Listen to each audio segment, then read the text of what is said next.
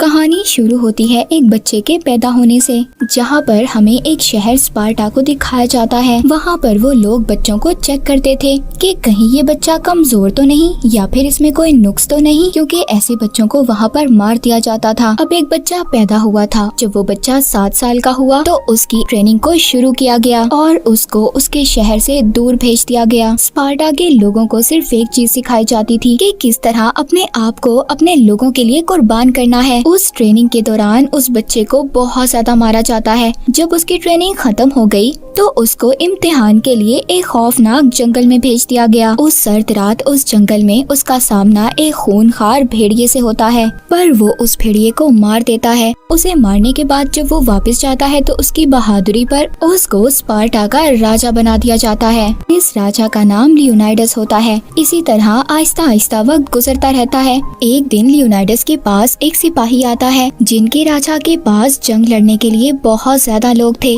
और इनका राजा खुद को खुदा मानता था। लियोनाइडस कहता है, बोलो तुम किस काम से आए हो? सिपाही कहता है, जमीन और पानी। हमारे राजा चाहते हैं कि तुम हमारी बात को मान जाओ। लियोनाइडस कहता है, इतनी दूर से तुम ये सब करने आए हो? वो सिपाही वहाँ पर कुछ राजाओं के कटे हुए सर और उनके ताज भी लाया था, ताकि वो उन्हें दिखाकर लियोनाइडस को डरा सके, और साथ ही साथ वो सिपाही उसकी बेइज्जती भी करता है, जिस पर लियोनाइडस को गुस्सा आ जाता है। वो उस सिपाही के साथ उसके साथियों को भी मार देता है। जानता था कि अगर इनके राजा को ये बात पता चली तो वो अपनी बहुत बड़ी फौज के साथ हम पर हमला कर देगा और हमारे लोगों को मार देगा, क्योंकि लियोनाइडस के पास लड़ने के लिए इतने ज्यादा सिपाही नहीं थे। पर फिर भी उनसे लड़ना चाहता था, लेकिन वो ये फैसला खुद नहीं कर सकता था, हालांकि वो वहाँ का राजा था। पर यहाँ पर स्पार्टा का एक रिवाज था, अगर उसको जंग लड़नी है तो उसे ऑरिकल्स के पास जाना होगा। वो ऑरिकल्स ऐसी लड़कियाँ थी जो गॉड का मैसेज लोगों तक पहुँचाती थी। पर यहाँ पर कुछ ऐसे पुजारी लोग थे जो इन लड़कियों को पकड़कर अपने पास रखते थे। अब लियोनाइडस उन पुजारी लोगों के पास आता है और उनको अपनी सारी बात बता देता है। कहता है कि अगर हमने जंग ना लड़ी तो वो राजा जो खुद को खुदा मानता है, वो अपनी फौज के साथ हम पर हमला कर देगा और हमें मार देगा। यहाँ स्पार्टा के लोगों को अपना गुलाम बना लेगा। वो पुजारी उसकी सारी बात सुनकर कहते हैं, अच्छा बताओ हमारे लिए तोहफे में क्या लाए हो? लियोनाइडस उनको बहुत सारा सोना देता है, पर अब वो पुजारी उसको बताते हैं, तुम अभी उनके साथ जंग नहीं लड़ सकते, क्योंकि अभी अगस्त का महीना है और इस महीने में स्पार्टा ऐसी कोई भी जंग नहीं लड़ सकता। इस बात पर लियोनाइडस को बहुत ज्यादा गुस्सा आ गया था। वो कहता है, अगर हमने जंग ना लड़ी हम सब के सब मारे जाएंगे। वो पुजारी उसको ऑरिकल लड़की का एक मैसेज देता है जो उनके गॉड की तरफ से आया था। वो बताते हैं कि अगर स्पार्टा ने जंग लड़ी तो सब कुछ तबाह हो जाएगा। ये सब कुछ सुनकर लियोनाइडस बहुत ज्यादा उदास हो गया था, फिर वहाँ से चला जाता है। तभी उसके जाने के बाद उन पुजारियों के पास उसी राजा के लोग आए थे जो खुद को खुदा समझता था और लियोनाइडस का दुश्मन भी था। जो भी बात इन पुजारियों ने स्पार्टा के राजा यानी कि लियोनाइडस को बताई थी, वो सब बातें झूठी थी, क्योंकि ये लोग भी यही चाहते थे। उस राजा ने इनको बहुत सारा सोना देने का वादा किया था और बदले में प्यारी लड़कियां भी, जो गॉड के मैसेज को इन तक पहुंचाएंगी। वो बुरे लोग यानी पुजारी भी यही चाहते थे कि स्पार्टा तबाह हो जाए। लियोनाइडस वापस आकर बहुत ज्यादा परेशान था। उसकी रानी उससे पूछती है कि क्या बात है, हमारे राजा इतने ज्यादा परेशान क्यों हैं? तभी वो बताता है कि मैं उस चीज को नहीं खोना चाहता जिससे मैं बहुत ज्यादा प्यार करता हूँ। रानी उसकी बातें सुनकर कहती है, आप ये ना सोचें, आप पर कोई जिम्मेदारी नहीं है मेरी या फिर हमारे बेटे की। बस आप ये सोचें कि आप एक आजाद इंसान हैं और इस हालत में एक आजाद इंसान क्या कर सकता है। रानी की ये बातें सुनकर अब अगले ही दिन लियोनाइडस अपने खास 300 लोगों को बुलाता है और ये स्पार्टा के सबसे अच्छे सिपाही थे। इनसे ज्यादा अच्छे सिपाही कहीं पर भी नहीं थे। अब ये 300 लोग ये फैसला करते हैं कि ये राजा का सामना करेंगे जो खुद को खुदा मानता है, मगर ये लोग ये भी जानते थे कि उसके पास लाखों की फौज है और बहुत खतरनाक भी। पर फिर भी ये लोग बहुत बहादुर थे और मरने से भी नहीं डरते थे।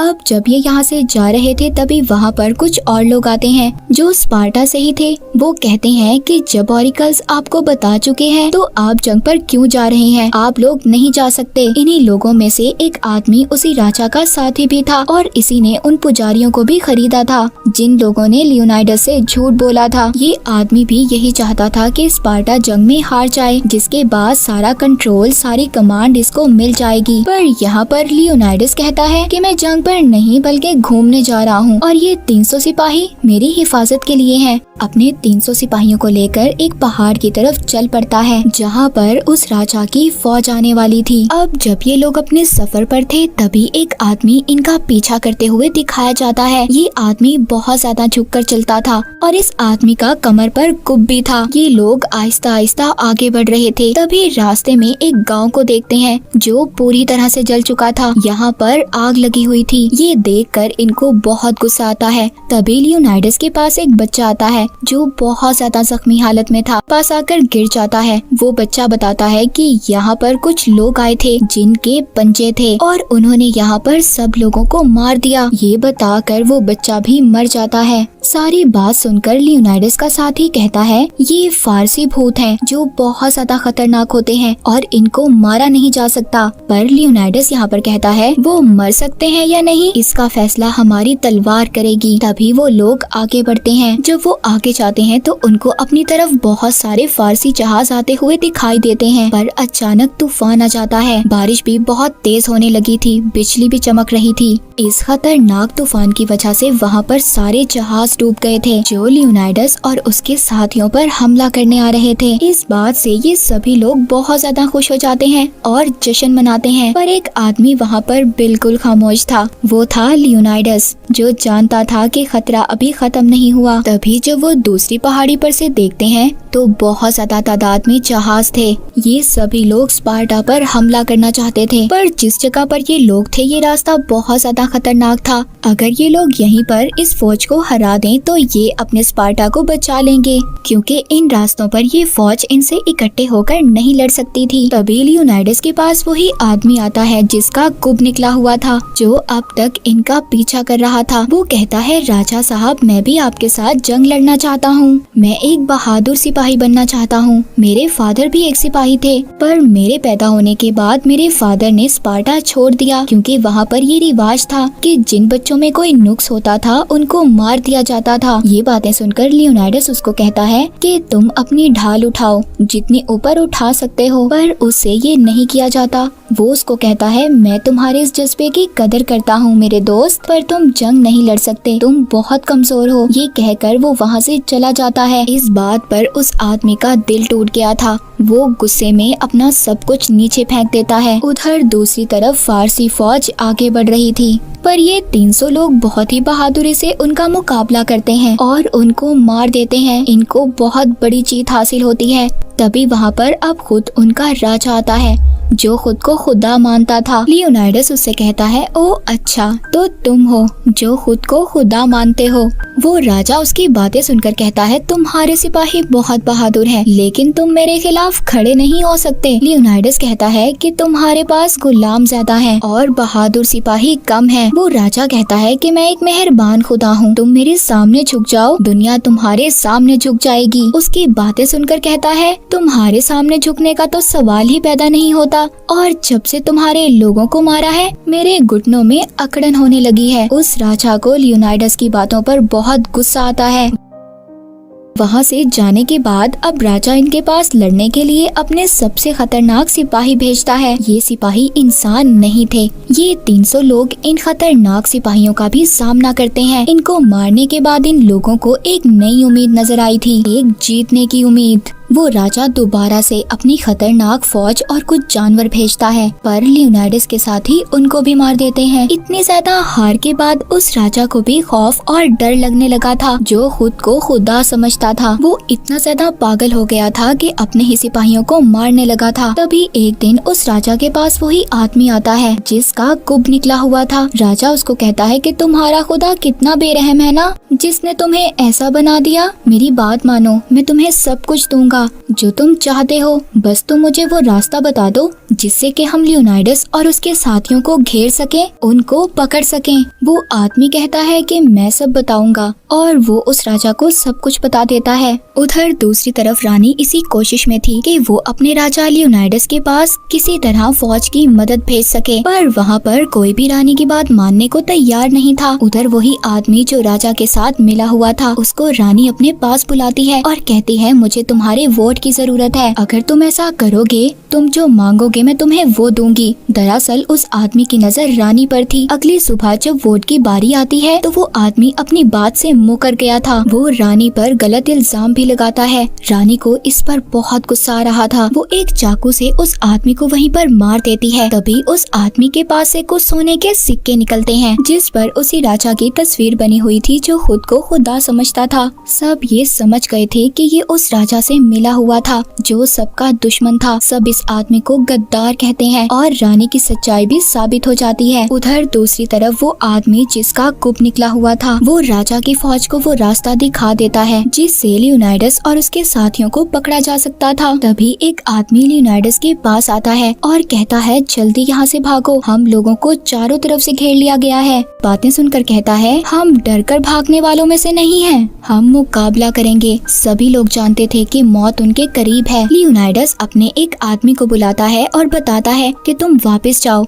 और सबको बताना कि यहाँ पर क्या हुआ हमारी जीत के बारे में। उसको वो एक लॉकेट भी देता है, कहता है ये रानी को दे देना। अगली सुबह वो राजा अपनी फौज के साथ इनको चारों तरफ से घेर लेता है। उसका एक सिपाही कहता है कि हमारे राजा की बात मानो, उनके सामने झुक जाओ। वहाँ पर वो आदमी भी आता है जिसका गुप्त निकला हुआ था। वो लियोनाइडस से कहता है राजा की बात मान लो, अपने लोगों को बचा लो। तभी वहाँ पर लियोनाइडस को वो रात याद आती है जब उसने खूंखार भेड़िए का मुकाबला किया था और उसको मार दिया था। वो अपनी ढाल और अपना भाला नीचे गिरा देता है। वो नीचे झुकता है और तभी अपने एक आदमी को जोर से आवाज लगाता है। उसका साथी पूरे जोश के साथ उस पर चढ़कर उसी सिपाही को मार देता है। तो कह रहा था कि हमारे राजा की बात मान लो। राजा भी सबको हुक्म देता है कि सबको मार दो। चारों तरफ से उन पर तीर चलना शुरू हो जाते हैं। लियोनाइडस भी अपना हथियार राजा की तरफ फेंकता है जिससे उसकी गाल से खून निकलना शुरू हो जाता है। पर अब भी लियोनाइडस और उसके साथी उस राजा के सामने नहीं झुकते बल्कि अपनी जीत के जज्बे के साथ शहीद हो जाते हैं।